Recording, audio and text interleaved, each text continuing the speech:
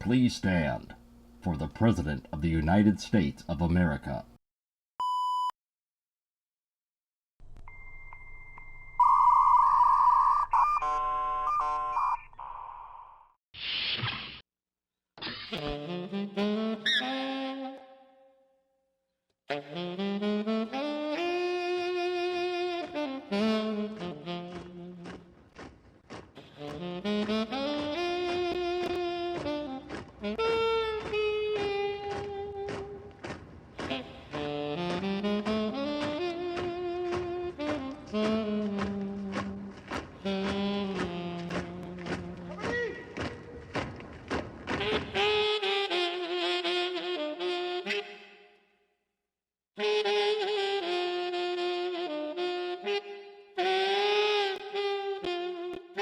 Reggie, cigarette, please.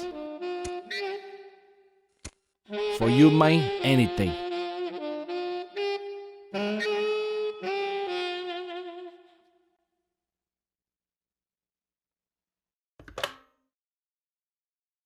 afternoon, Mr. President, and thank you so much for taking time out of your demanding schedule. My pleasure. The content of your request seemed like something I should carve out a few minutes for. I should point out that I voted for you. You promised hope, change, transparency, accountability, as well as putting the government back into the hands of the American people. And I appreciate that. Not to be abrupt or to rush you, but you have 19 minutes left. Nobody can stop them. They're having their way with America. They want our guns. And if you're not with them, cops... I'm all ears, Charlie.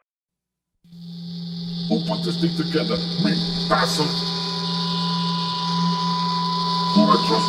Me.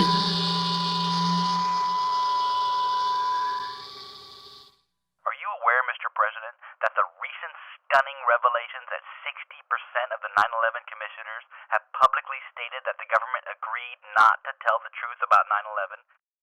I am aware of certain infighting during the course of their thorough and tireless investigation process. Mr. President, it's hard to label this type of friction as infighting, or make the irresponsible leap to thorough, when the evidence I insist you examine regarding 6 of the 10 members are statements of fact. The facts allegedly supported these claims are in the folders that you brought with you. They're on page 1 of the dossier dated August of '06 from the Washington Post, that the statement of John Farmer, senior counsel of the 9/11 Commission, has quoted saying, "I was shocked at how different the truth was from the way it was described."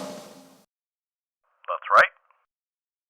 I know the bankers have stolen $8.5 trillion. I know we're under War Powers Act. I know they're hurting us. I know they're carrying out New World Order. I know they... He goes on to further state the NORAD air defense tapes told a radically different story from what had been told to us in the public for 2 years.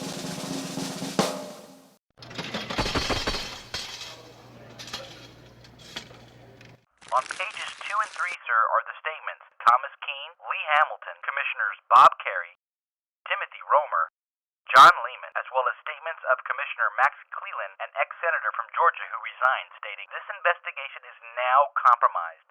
One of these days we will have to get the full story because the 9/11 issue is so important to America, but this White House wants to cover it up." He also described President Bush's desire to delay the process as not to damage the '04 re-election bid. They considered referring the matter to the Justice Department. This information alone is grounds for a new investigation. Even if what you might state in some capacity began to approach an open discussion or balanced debate, I can't speak for or about the decisions certain commission members made during an extremely difficult period. Perhaps you should be interviewing them instead of me. Wait, don't tell me. I was easier to track down than they were. Not exactly, sir, but let's be honest. You're the President of the United States, the leader of the free world. The buck stops with you. 9/11 has been the pretext for the systematic dismantling of our Constitution and Bill of Rights. Your administration is reading from the same playbook that the Bush administration foisted on America through documented secrecy and deception.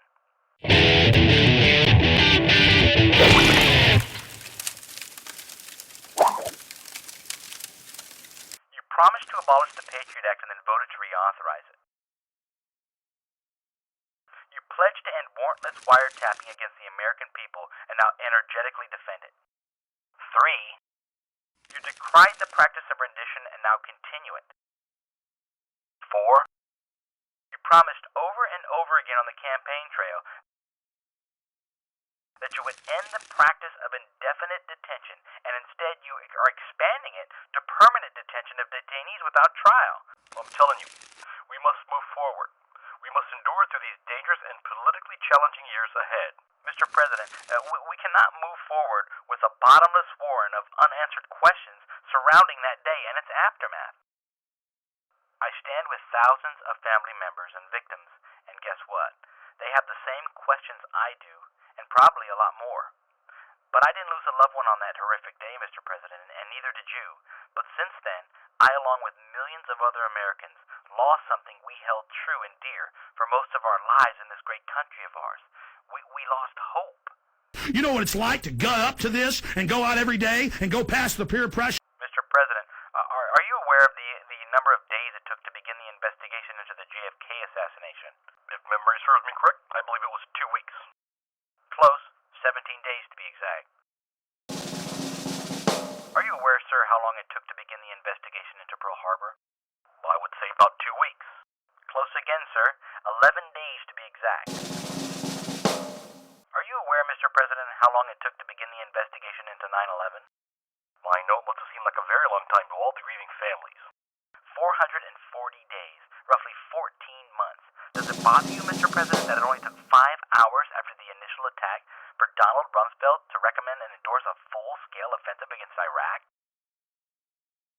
I'm not aware of any such supported claim. I have the proof, Mr. President, along with scores of documents and facts that I'd like you to take a look at. I see you came prepared, Charlie. Sir, I'd like to direct your attention to the stack of documents in the folder I just showed you. It's Operation Northwoods, a declassified Pentagon plan to stage terror attacks on U.S. soil to be blamed on Cuba as a pretext for war. I'd like to direct your attention to the fact that the principal draftsman of that improbable blueprint was quickly denied his second term as Joint Chief Chairman. The next folder reads Declassified Staged Provocations, and honestly, Mr. President, I wish I was making this stuff up. I'm certain you're familiar with the USS Maine incident. The sinking of the Lusitania, which we all know brought us into World War I. And of course, the most famous of all, the Gulf of Tonkin incident. That's all ancient history, Charlie. The next document in your folder was published by the think tank Project for a New American Century. It is entitled Rebuilding America's Defenses and was written by Dick Cheney, Jeb Bush, and others. To quote from the document, sir, further, the process of transformation, even if it brings revolutionary change, is likely to be a long one, absent some catastrophic and catalyzing event like a new Pearl Harbor. I'd call that a blatant case of misjudgment, fueled by an unfortunate milieu of assumption, for some the uninformed denial of coincidence.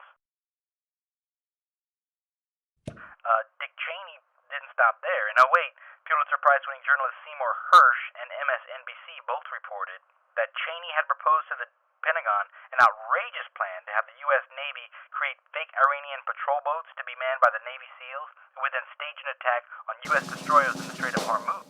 Mr. Sheen, you implying that 9/11 was somehow allowed to happen or even orchestrated from inside makes me sick. Mr. President, I'm not suspiciously implying anything. I'm merely exposing the documents and asking the questions that nobody in power will even look at or acknowledge. As I stated earlier, I voted for you. I believe in your message of hope and change. I've come to you specifically hoping for change, a change in the fact that our government has not yet made itself open and accountable to the people. These are your words, Mr. President, not mine. The lives of thousands who were brutally cut short and those left behind to suffer in infinite pain are with me today.